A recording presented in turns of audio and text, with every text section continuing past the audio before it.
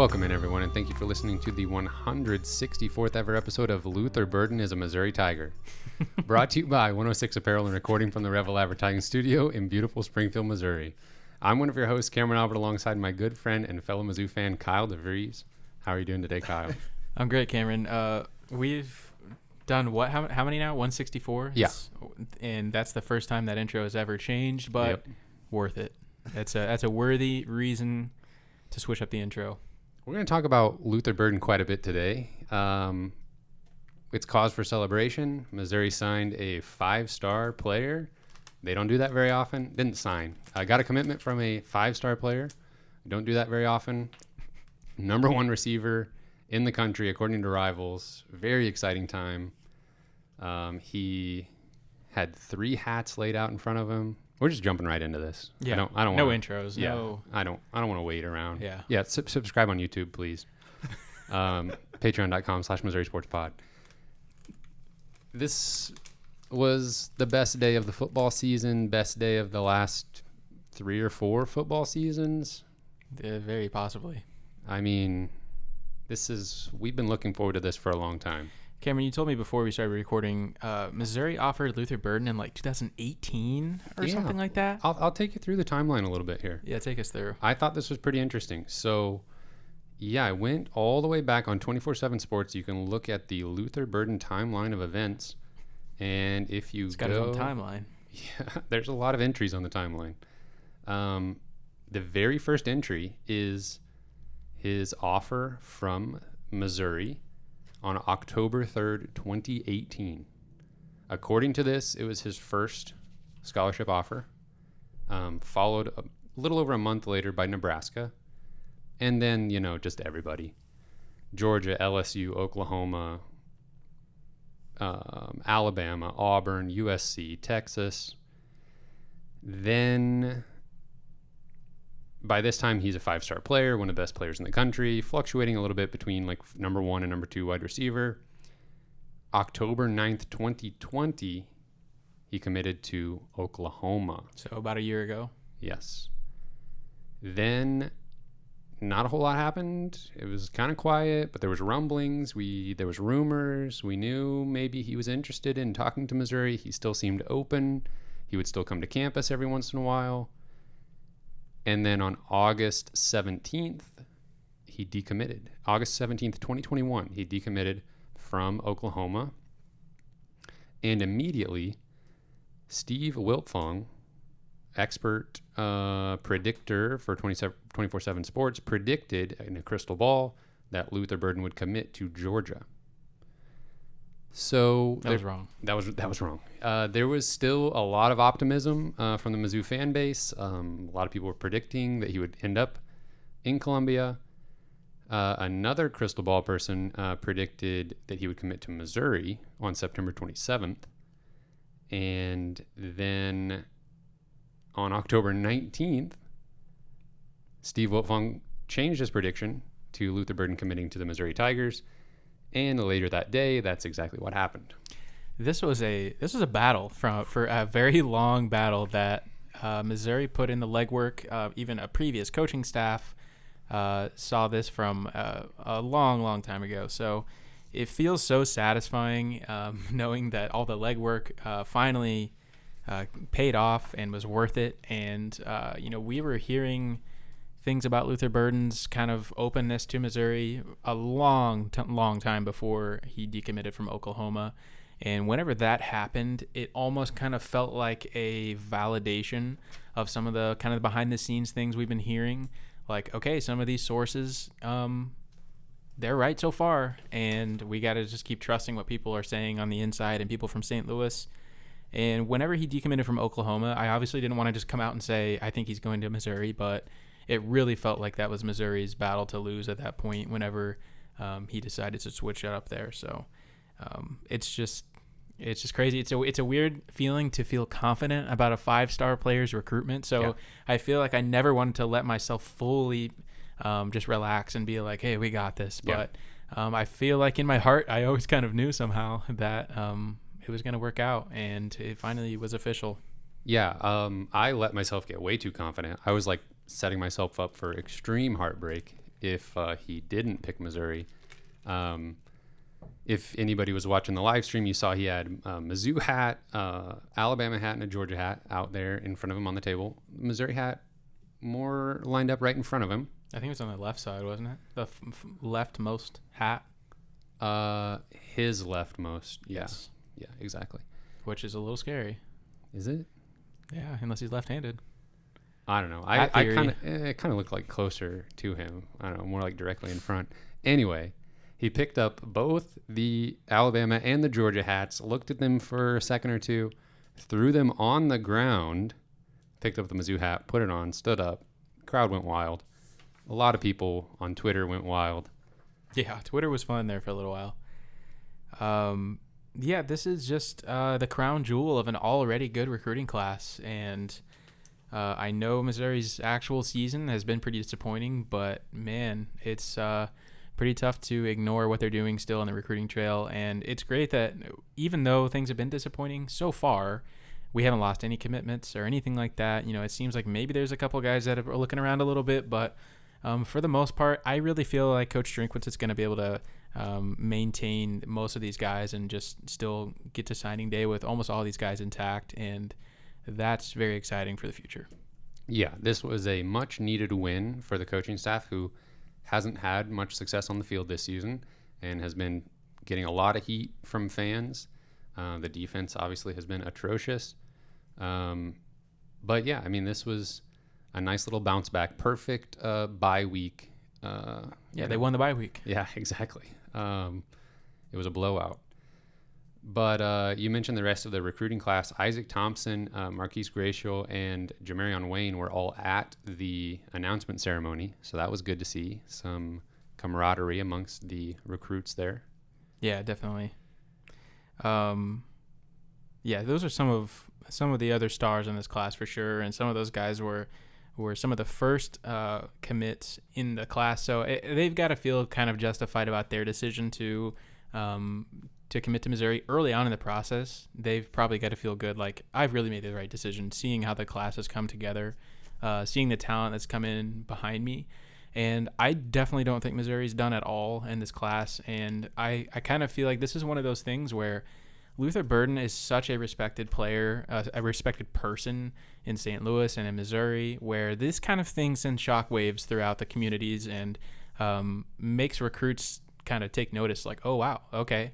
Like, I know Missouri, they've been recruiting me a little bit. I know they've got a decent class, but wow, this is, I'm really impressed now. Yeah. Are we doing this? That's kind of. Exactly. Yeah. And just for Luther Burden to be kind of a catalyst for a change in recruiting is just, it's really exciting to see where that could go to in the future. And maybe the first domino to fall and some other exciting stuff happening before signing day this year, even maybe. Yeah. I mean, I don't want to go out and think that like Missouri's going to flip everybody they've offered, you know, that's an in-state player or like border state player or anything, but it's going to be enough to make some players take a second look, I think, and it's definitely not going to hurt. And like I said, I'm not going to predict any flips right now, but it will position Missouri very nicely this year and next year for in-state guys for sure. Mm-hmm.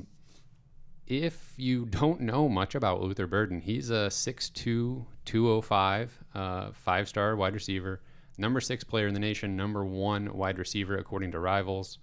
I went back and watched some of his highlights from high school, and it's always interesting when you're looking at like a 5-star player, especially a skill player. Also, I feel like a defensive lineman who's just elite at the high school level. They all have this quality of just looking so much better than their competition a lot of the time. Mm-hmm. Even like, East St. Louis doesn't play necessarily like elite level football like in their conference, but it's not like some like small town team, that they're going up against each week. And he, just like what you're used to, makes it look like he's playing against middle schoolers most of the time. And there's players on these opposing defenses that are going and playing at the next level too. And I don't think he'll ever be the fastest player on Missouri's roster, but he is elusive with the ball. He catches everything with his hands, goes up and gets the ball. He sets up his blocks like a running back when he's in the open field. That's why, I mean, they've got him returning punts at East St. Louis. He does the same thing there.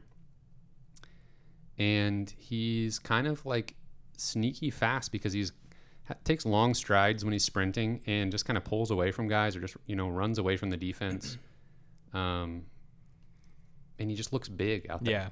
Yeah, he looks big. He's so strong. Like, just his entire body, just people are just bouncing off of him when they're trying to tackle him and stuff. So, yeah, he's got kind of an elite mixture of like athleticism and strength that it just is like the prototypical wide receiver body. And I think that is, you mentioned him catching the ball with his hands. That sounds like such a dumb thing. Like, oh, well, yeah, he's a wide receiver. But especially in high school, that is not a given, even for players that will go on to play for college. A lot of guys are body catchers. They kind of cradle it. But I think players can be successful that way. But true. You're at the next level. I think that's going up and catching everything with your hands. A sign of a really elite player that's making in high school too. A guy like that, he can kind of just do whatever he wants, but really making good fundamental plays, catching with his hands. I think that's good. A lot of the time, on his highlights, you would see him kind of like rotating back towards the quarterback. When his quarterback would roll out and try to extend the play, he'd be like kind of like getting into an open area on the field, rolling back towards the quarterback to make a play, always going and getting the ball, not letting it come to him. Mm-hmm. That's just kind of those fundamental things. Obviously, top tier wide receivers in high school are not expected to run an incredibly complicated route tree. So most of his catches are slants, screens, and deep balls. Yeah, I mean, he just doesn't need to run complicated routes because they just want to get him the ball, and that's clearly works for him. I mean, he'll catch like 2 or 3 touchdowns a game just by they give him the ball and like a 10-yard slant, and nobody can tackle him. Right. And so he just takes it all the way. Yeah. He's definitely kind of a possession-style receiver in high school, but it might be interesting to see how Mizzou uses him. He's definitely, like you said, he's not like a Mookie Cooper speed guy, but he's maybe more kind of like a Tosky Dove style. I would say so. Tosky Dove, turned up to 11. Just right. Much more athletic. Yeah. And Tosky Dove. Yeah, I mean, you would want to give him the maximum number of targets. Like, I know we talk about like manufacturing touches sometimes for playmakers that are very elusive, like a Mookie Cooper, and like just trying to get Tyler Beatty the ball, for example. But Luther Burden is going to be more like how you want to get the ball to Tyler Beatty because you just know good things are going to happen, versus a player like Mookie Cooper who you want to get the ball because they could break something big. With Luther Burden, you're going to want to get him the ball because he's always going to be falling forward. He's always going to be fighting for extra yardage and tough to bring down, all that stuff. It's very exciting. Let's see, do I have anything else here? You talked about how he's just strong, able to break tackles. I mean, his highlights are full of him stiff-arming guys to the ground. Just keep going. He's truly just one of the more well-rounded wide receiver prospects I feel like I've seen in a while. And I don't know. I mean, he's the second highest rated recruit to ever commit to Missouri in the rankings era. So What was that? Around 1999, I think, is when they started doing rankings and stuff like that. Yeah, obviously. Second only to another wide receiver, Dorial Green-Beckham. Yeah. And side note, there were a lot of people on Twitter saying things like, oh, what happened to the last 5-star guy they got? What happened to the last number 1 wide receiver that went to Mizzou? And all that happened was Missouri went to the SEC championship game, had one of the best seasons in the history of Mizzou football. Yeah. Was ranked number 5 in the country in the final AP poll, and was half away from playing for the national championship. Yeah, I'm actually glad you brought that up because we didn't even talk about this, but that was a thought I had. I saw a lot of DGB slander, and it was like, come on, okay, you guys got to check your expectations here. I know he was an unbelievable recruit and everything, but I guess he had a good Mizzou career. Yeah, and even individual games, like the Kentucky game where he had 4 touchdown catches. His sophomore season as a whole was excellent for, being that early in his development still. And it obviously didn't end the way we wanted it to. Yes. Maybe that's what people are referring to. Right. Yeah. I mean, they absolutely are. But, I don't know.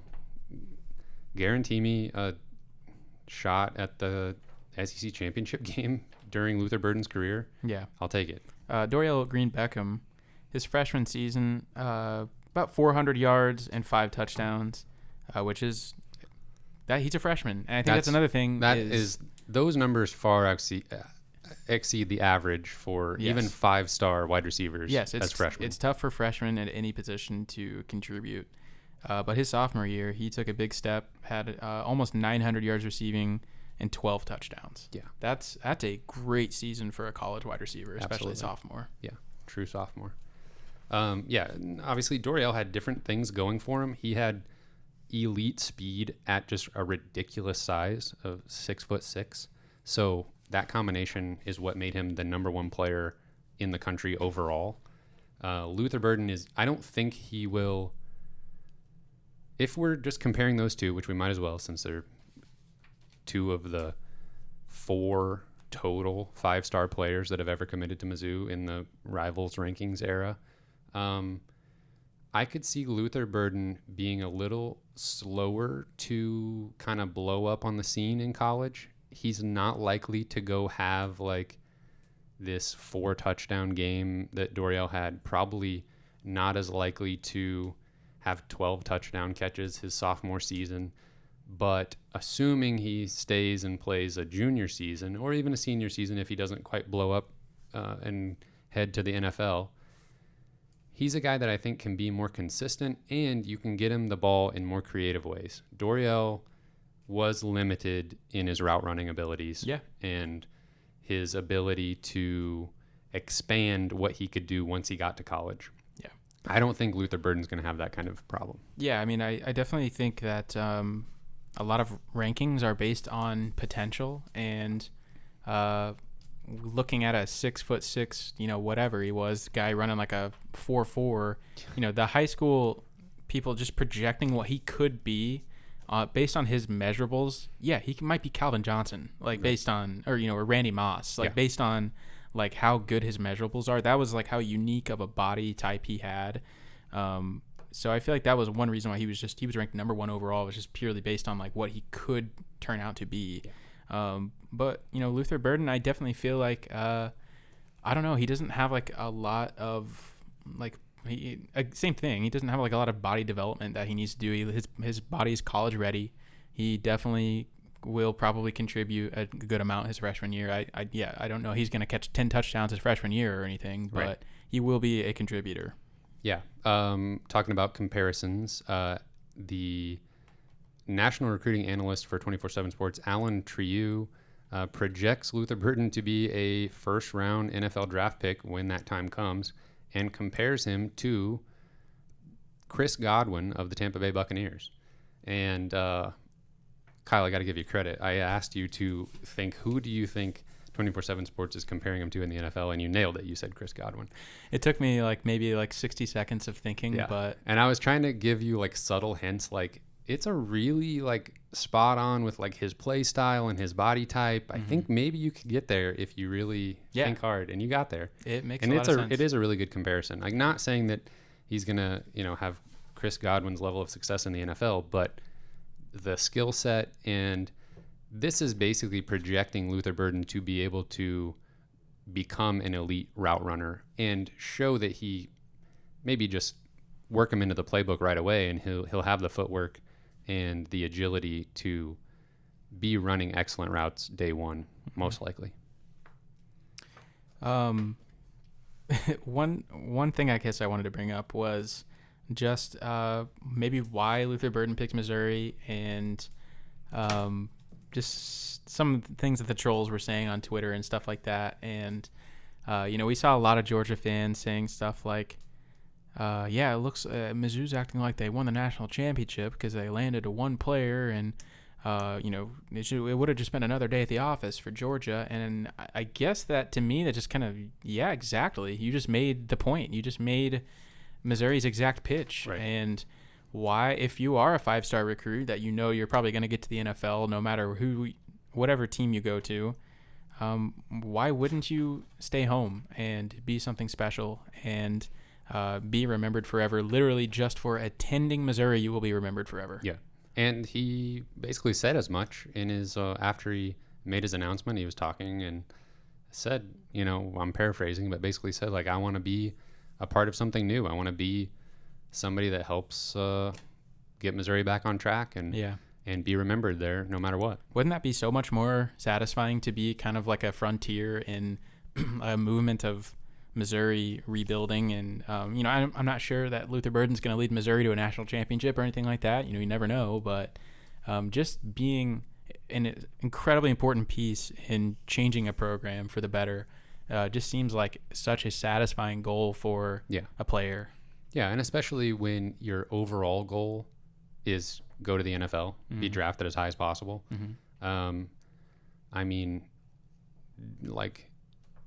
There's players from smaller schools every season that go in the first 10 picks of the NFL draft. Devonta Smith went to Alabama, won a national championship, won the Heisman Trophy as a wide receiver, and got picked in the middle of the first round. Like, that's the best season you could possibly have as a wide receiver. And it's not like he went number 1 overall. Yeah. Like, if he has a little bit worse numbers at a smaller school, he's still going to be a first-round draft pick. Yeah. Another thing I saw on Twitter was, why would Luther Burden go to Missouri when this was the term was used was the money pot is sweeter in Georgia? Well, first of all, how do you know? Yeah. And second of all, we actually got some data today. Kyle, you don't know about the Georgia money pot? Well, yes, I do, because Ross Dellinger tweeted some data from the, let's see, what is this? The National Collegiate Player Association. How did you remember that? That was very good. And this data shows that Missouri, out of the 28 states that have the NIL laws, Missouri is tied for second as far as supporting college athletes with NIL opportunities. And Georgia's like at the bottom here or something like that. Yeah, they're basically trying to quantify and rank the states based on like how their laws in practice benefit the players. And Missouri, out of a rating of 100, Missouri was at 81, tied for second place. And Georgia was 21st. So a lot of SEC states were low on those rankings. Right. Which sounds good to me. Yeah. So I guess all that to say is I think Missouri is completely capable and willing to support a team of college athletes that have picked the university they love, and especially a player like Luther Burden. Of course, Missouri is going to support a player like that if given the opportunity. If Luther Burden's at Georgia, he's got to compete against 20 other 5-star players on their team for NIL opportunities.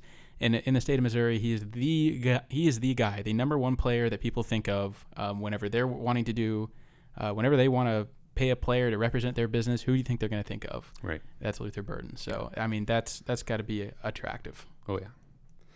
I'll be interested to see like what differences between the states make Missouri higher on that list. Yeah. That'd be interesting. But I mean, credit to Coach Drinkwitz for spearheading that initiative within the state and realizing how important that would be and going and trying to make a change for the better. Yeah. And I think there was a lot of talk about how NIL would affect Missouri in the grand scheme of things, and like, would it help, would it hurt? Does it just mean the Alabamas of the world are just going to keep getting all the good players? And I think this is at least an example of how NIL can really benefit Missouri, and it gives them kind of a pedestal in Luther Burden's recruitment. And I'm sure they were able to show him, like, this is how these are the opportunities you're probably going to have if you come here, Right. through NIL. Right. And I definitely don't think the NIL hurt Missouri in this recruiting at all. No. And really probably helped them a lot. And if the NIL thing doesn't come to pass like it did this past summer, I don't know what this recruitment looks like. I don't know. He may still come to Missouri. I don't know. But I definitely think it helped him. Looking at the class overall now, Missouri sits at 14th nationally, according to 24/7 Sports, in the class of 2022, and 5th in the SEC. Georgia, Alabama, A&M, and LSU are all still ahead of them, but Missouri is now ahead of Florida in the conference rankings. And this is uncharted territory for Missouri football recruiting. So enjoy it. We kind of had like a sneaky good class last year, and now this class is not going to be sneaky to anyone because we got a 5-star player and one of the better quarterbacks in the country. Mm-hmm. I'm loving the balance to this class, skill position players, linemen, and there's still some guys out there that Missouri's going to pursue heavily. Yep. And I think there's a lot of talent in 2023 class that I think we're already well positioned for. So I don't think the recruiting success is going away anytime soon for Missouri. I would agree with you there. Before we pivot completely away from recruiting, I want to bring something to your attention, Kyle, and the attention of our audience. 24/7 Sports, I found this cool thing. They have what they call the College Football Team Talent Composite Rankings. And so what they do is they take a given season of football, they look at every player on the roster that season, look at their recruiting profiles, and then rank the teams based on the players that are currently on the roster, what their like recruiting stats were, the recruiting rankings of the individual players. So they have these rankings going back to 2015. And if you just do the SEC only, obviously we're talking about 14 teams, Missouri has finished in these rankings better than 13th once, and they were 12th in 2015. The rest of the years they have ranked 13th. In 2021, they are ranked 13th, only beating Vanderbilt. And shockingly, the number 1 team and number 2 team, not only in the SEC, but in the country, in these team talent composite rankings, Alabama and Georgia. I never could have guessed. So, we like to talk about how like Tennessee gets good recruits, but then they, stink in years past. Tennessee this year 7th in the SEC as far as like the team talent rankings. Texas A&M 5th in the SEC, still 8th in the country. So it's maybe not quite as surprising that they were able to knock off Alabama. Somebody from that top 10 was probably more likely to do it.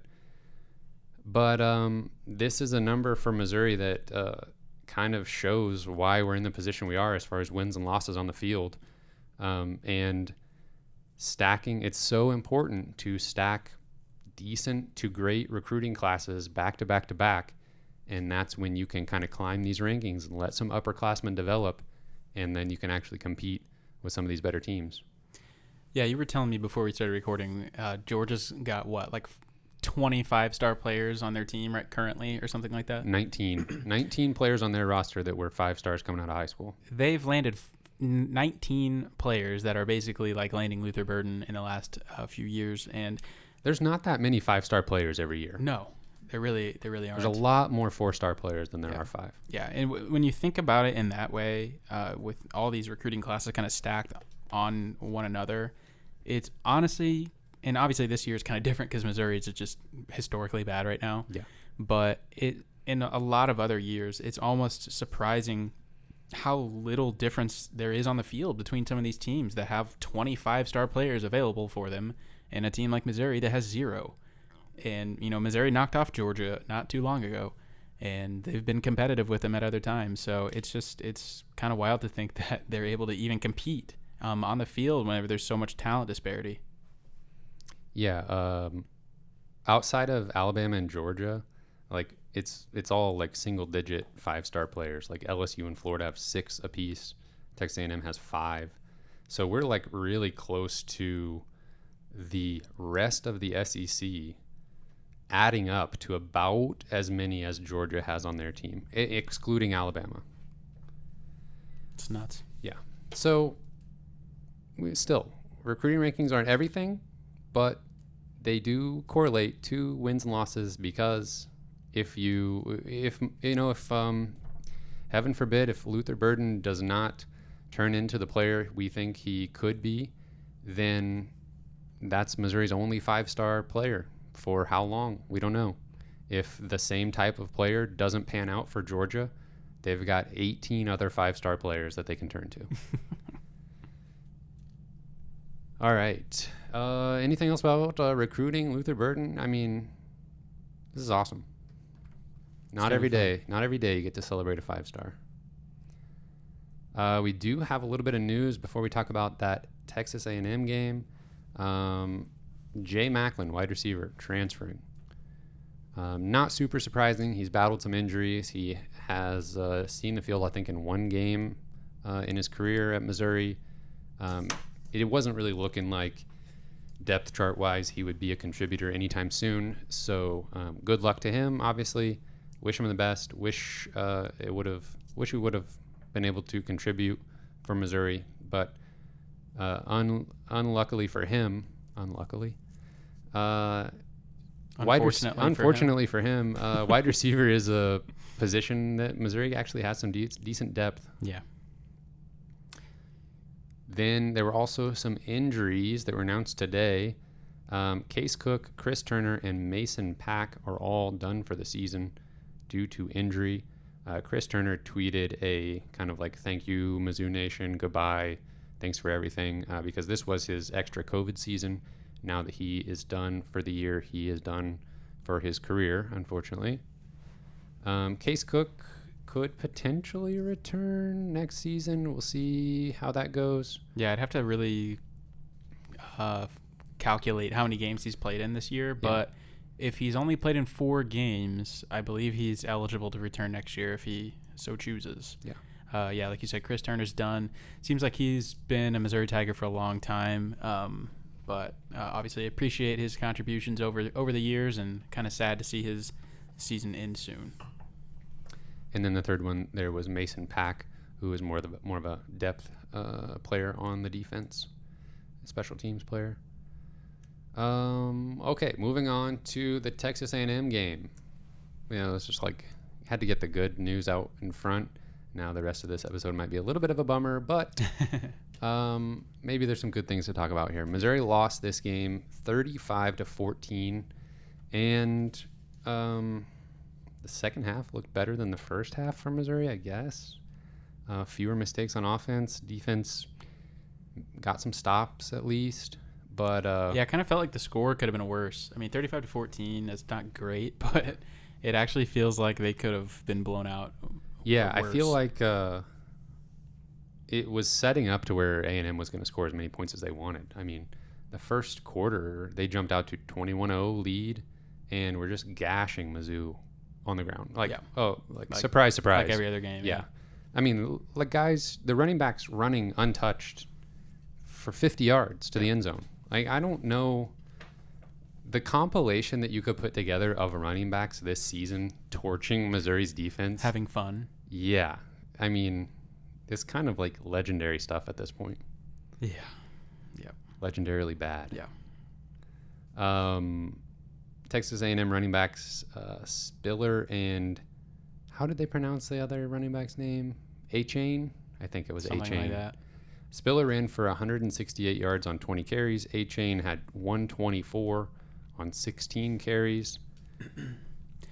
It just feels like we've seen this movie before, and I almost just feel like I don't even remember this game that much. Like, I just like, yep, I've seen this before. Their running backs are gashing us on every play. The quarterback is not very good, but it doesn't matter. And like Calzada or Calzone or whatever his name is, he had a couple of plays where he like overthrew wide open, running backs on screen plays and stuff. Like he really didn't play well at all. And threw a pretty. I mean, Carlisle's made a good play on the ball, but threw kind of a bad interception. Yeah. Like especially like considering they were trying to like put the game away at the end of the first half, basically. Yeah. That was a beautiful play by Carlisle, though. Yeah. He really went up and got that kind of a textbook interception. But I mean, I was actually really surprised at how much A&M was throwing the ball. I'm just like, why are you throwing the ball? Yeah, like I almost think they knew they could do whatever they wanted to on the ground, and they just kind of felt like they needed to wanted to challenge themselves a little bit. Maybe try to get them in a little bit of a rhythm. Get something going for the quarterback. Yeah.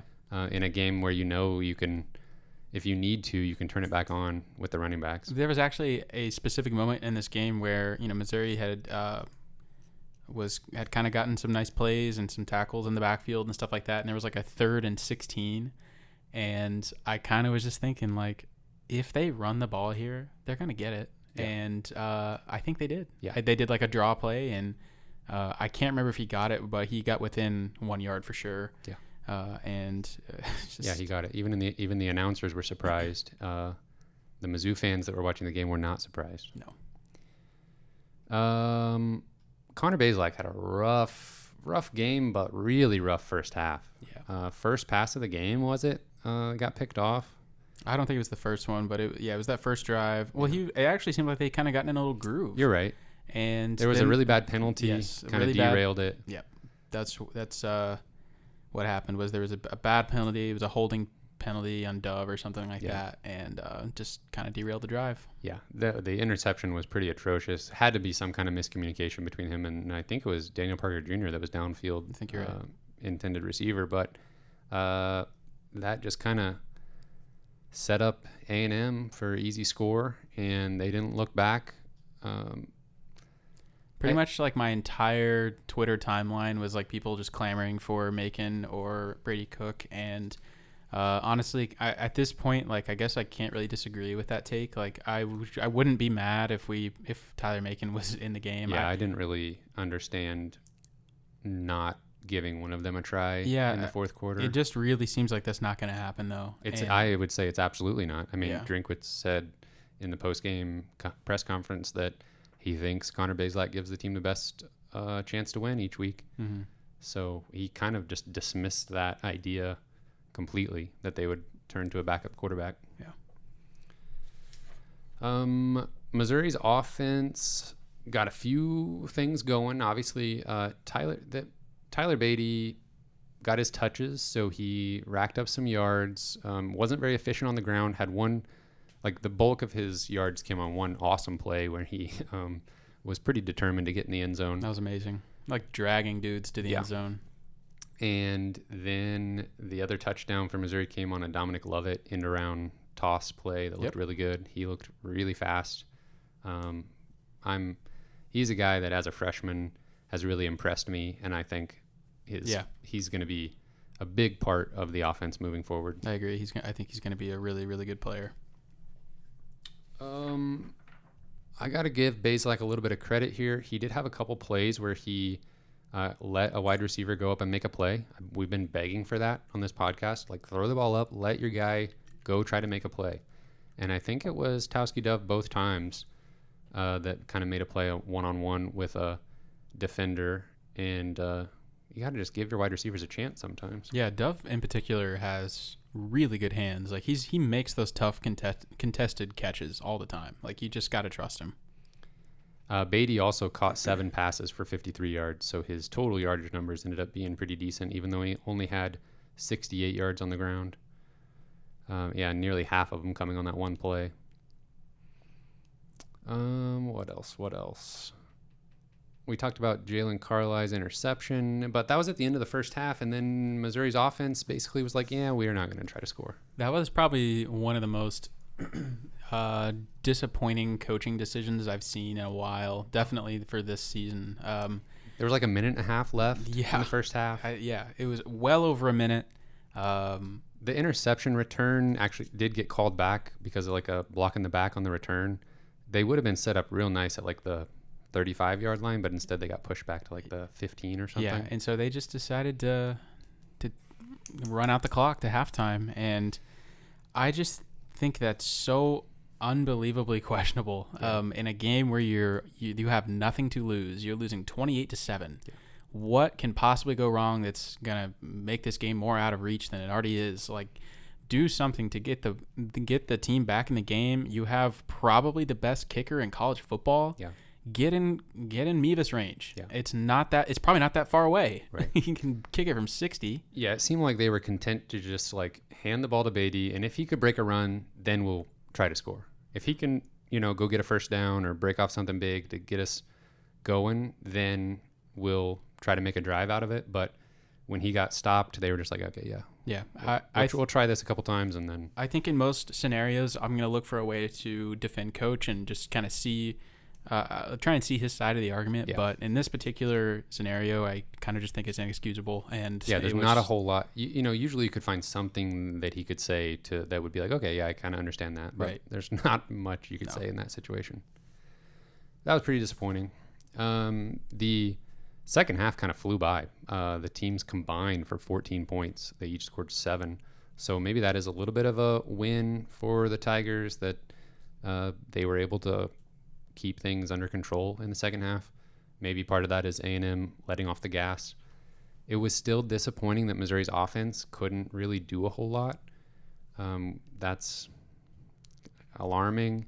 Bazelak has just looked pretty inefficient lately. It almost seemed like between the 20s, they were not bad. Like certain drives, they were, especially that first drive. I was like really encouraged by the efficiency, the speed in which they were going, and just kind of finding guys wide open. It didn't really seem like A&M was that interested in applying great pressure on defense, but just a one penalty or one error just completely derailed all momentum they had. Yeah, it seems like the offensive line for Missouri has been playing pretty decent game in, game out. They'll have kind of a bad penalty here and there. They'll allow some pressure from time to time, but for the most part, it seems like Bazelak has time. Obviously, you don't need to do a whole lot to give Beatty running room, and he can make a play out of it. Mm-hmm. But in the games where the talent disparity is clearly so big, and this is where I feel like Gary Pinkel teams were really good, was you have to realize you have to play perfectly in some of those mental game areas, like the penalties, turnovers. You have to win the turnover battle. You can't have like 10 penalties in a game. Like you're just giving the other team opportunities. You're just derailing your own momentum. And in a game where you're playing against Texas A&M, one of the most talented teams in the country, you cannot win. You can't probably even compete when you're doing all those like mental mistakes. Yeah, that was disappointing performance from the offense, but pretty much at this point though, kind of what we expected. I guess we thought maybe the offense might be a little bit better than they were, but A&M's defense is legit though. Yeah. So there's not a game this week. We got a bye, an off week. So we're going to jump right into SEC Pick'em plus Nebraska, but also a bunch of other teams are off this week too, so there's not a whole lot of games to pick. But we got to talk for a little bit about the what happened last week with these picks. Our Patreon supporter who did the guest picking just knocked it out of the park.